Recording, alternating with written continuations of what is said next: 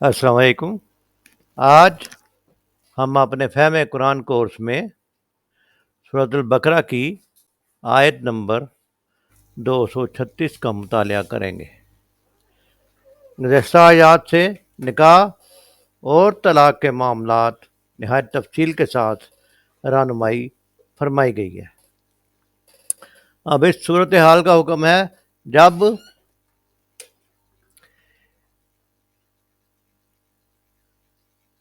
کسی وجہ سے نکاح کے فوراً بعد طلاق کی نوبت آ جائے، اگر آپ نے مہر بھی مقرر نہیں کیا یا ہاتھ لگانے سے پہلے کی نوبت آئے یا مہر مقرر کیا ہو، اس سے بھی پہلے اگر طلاق دے دی جائے یا دینی پڑے تو اس صورت میں پروٹوکول مقرر کر دیا گیا ہے کہ ان کی دل آزاری نہ کی جائے اور کچھ دے دلا کر رخصت کیا جائے۔ اعوذ باللہ من الشیطان الرجیم، بسم اللہ الرحمن الرحیم۔ لا جناح، نہیں گناہ، علیکم تم پر، ان اگر طلق تم طلاق دو النساء عورتوں کو، ما لم جو نہ تمسوہن تم نے انہیں ہاتھ لگایا، او یا تفریضو مقرر کیا، لہن ان کے لیے، فریضتاً مہر، ومتعوہن اور انہیں خرچ دو، علا پر، المو سے خوشحال، یعنی جو وسعت والا ہے، جو وسعت رکھتا ہے، خوشحال ہے، قدرہ اس کی حیثیت کے مطابق، وعلا اور پر، المقتر تنگ دست، قدرہ اس کی حیثیت کے مطابق، متاعن خرچ، بالمعروف دستور کے مطابق، یعنی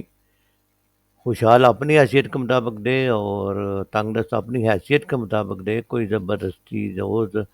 ایسا نہیں ہے کہ کسی کو تنگ کیا جائے، لیکن اپنی حیثیت کے مطابق ضرور کچھ نہ کچھ دیا جائے، دستور کے مطابق ہو جو کہ معاشرے میں چل رہا ہے۔ حقاً یہ حق ہے، لازم ہے، علا پر، المحسنین نیکوکار لوگوں پر۔ ظاہر ہے نیکوکار لوگ جو جنت میں داخل ہونا چاہیں گے وہ خدائی ہدایات کو فالو کرنا چاہیں گے۔ بسم اللہ الرحمن الرحیم۔ لا جناح علیکم تم پر کوئی گناہ نہیں ہے، ان طلق تم النساء اگر تم طلاق دو عورتوں کو، ما لم تمسوہن او تفردوہن لہن فریضۃ کہ ابھی تم نے نہ چھوا ہو ان کو یا نہ مقرر کیا ہو ان کا مہر، ومتعوہن اور البتہ ضرور تحفے میں کچھ دے دو انہیں، الموسع قدرہ خوشحال پر اس مقتدر وسعت کے مطابق ہے، وعلی المقتر قدرہ اور تنگ دست پر اس کی مقدور کے مطابق، یعنی جتنی وہ طاقت رکھتا ہے، متاع بالمعروف فائدہ پہنچانا ہے اچھے طریقے سے، مقصد یہ ہے کہ اچھے طریقے سے فائدہ پہنچایا جائے۔ حقاً علی المحسنین یہ حق ہے نیکی کرنے والوں پر۔ اس آیت میں بتایا گیا ہے کہ چونکہ رشتہ جوڑنے کے بعد جلد ہی توڑ دینے سے، جبکہ نہ ہی مہر مقرر کیا ہو نہ ہی کوئی ذمہ داری لی ہو، تو اس صورت میں اگر طلاق کی نوبت آ جائے تو عورت کو نقصان تو پہنچتا ہے، اس لیے انہیں کچھ مال اور اسباب دے کر رخصت کرو اور حسن کردار سے چھوڑو۔ ایسی صورت میں عدت کوئی نہیں ہے۔ علی الموسع قدرہ علی المقتر قدرہ، جو وسعت والا غنی ہے، جس کو کشائش حاصل ہے، اپنی حیثیت کے مطابق ادا کرے، جو تنگ دست ہے وہ اپنی حیثیت کے مطابق ادا کرے، اور یہ ساز و سامان دنیا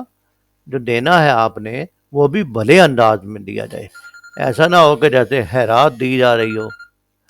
اور یا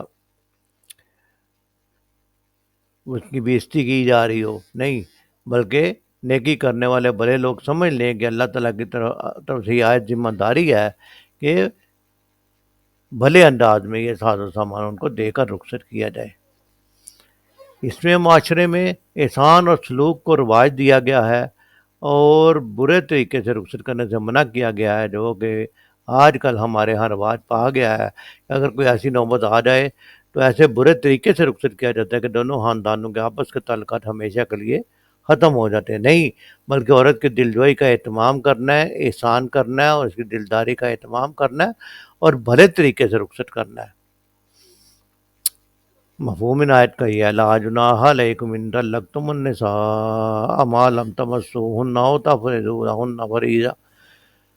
ومتعوهن للموسع قدره وللمقتر قدره متاعا بالمعروف حقا علی المحسنین۔ تم پر کچھ گناہ نہیں اگر اپنی عورتوں کو طلاق دے دو قبل اس کے کہ ہاتھ لگانے کی نوبت آئی یا مہر مقرر ہو۔ اس صورت میں انہیں کچھ نہ کچھ دینا ضرور چاہیے۔ خوشحال آدمی اپنی مقدر کے مطابق دے اور غریب اپنی مقدر کے مطابق دے،